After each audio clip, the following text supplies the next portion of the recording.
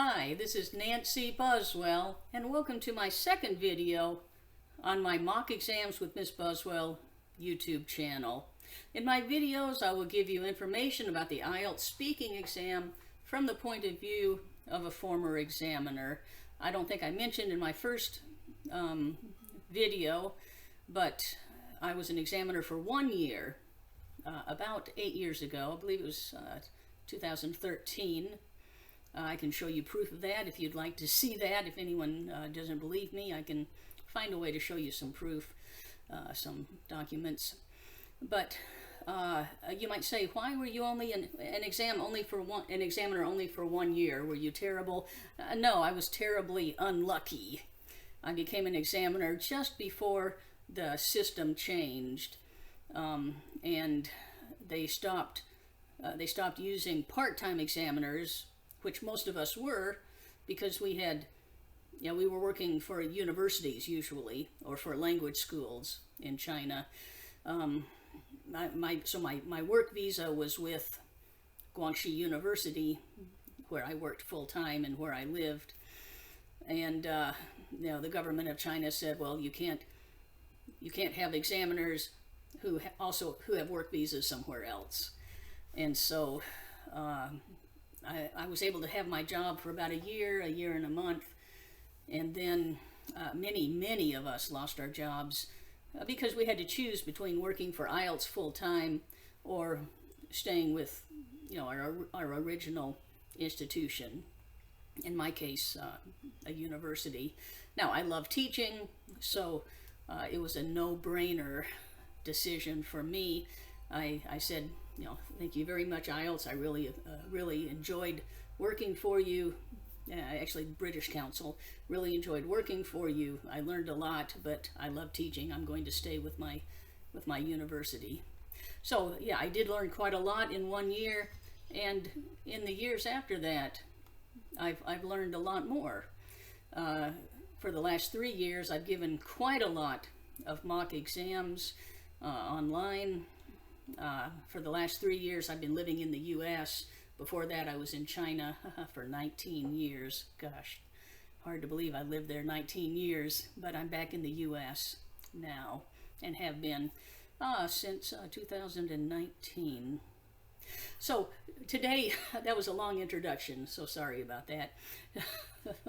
Today, we're going to talk about part 2. I've said before, I consider part 2 to be telling a story to a group of friends.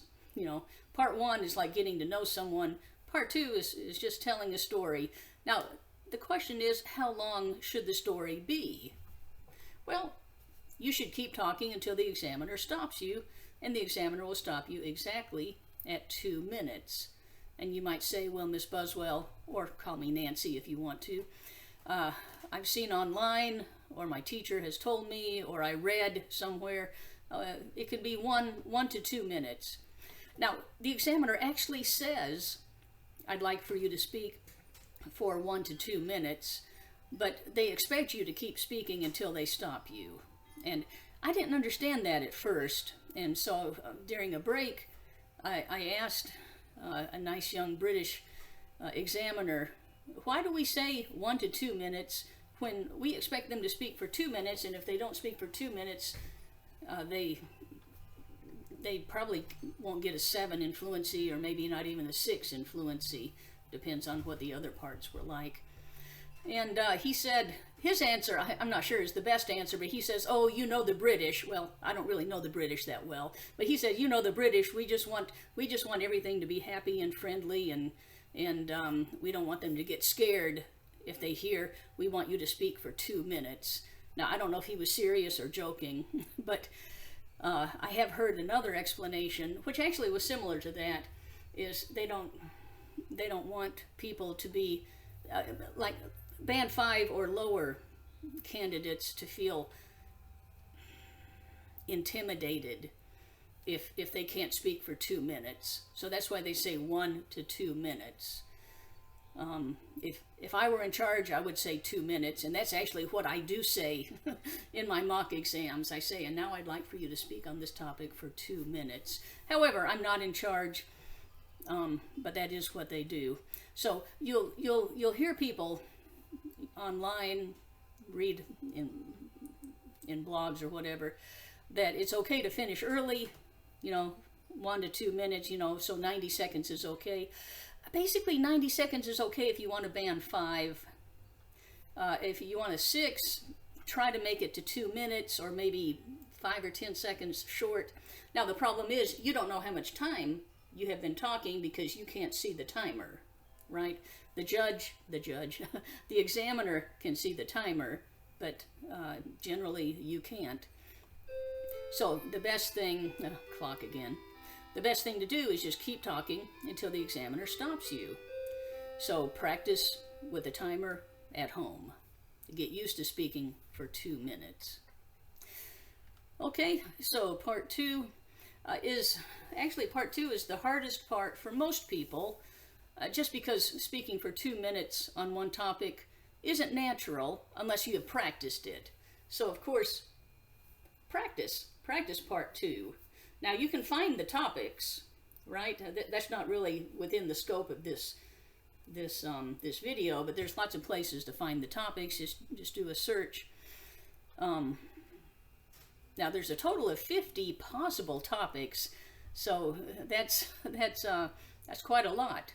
That's quite a lot to prepare, or don't prepare. Just I don't know. Different teachers have different ways of teaching part 2, or different ways of teaching. There are some teachers who don't even use the current questions. Now, there's not many, but some teachers say, well, they should be, my students should be able to answer any question, using a certain structure or however they teach.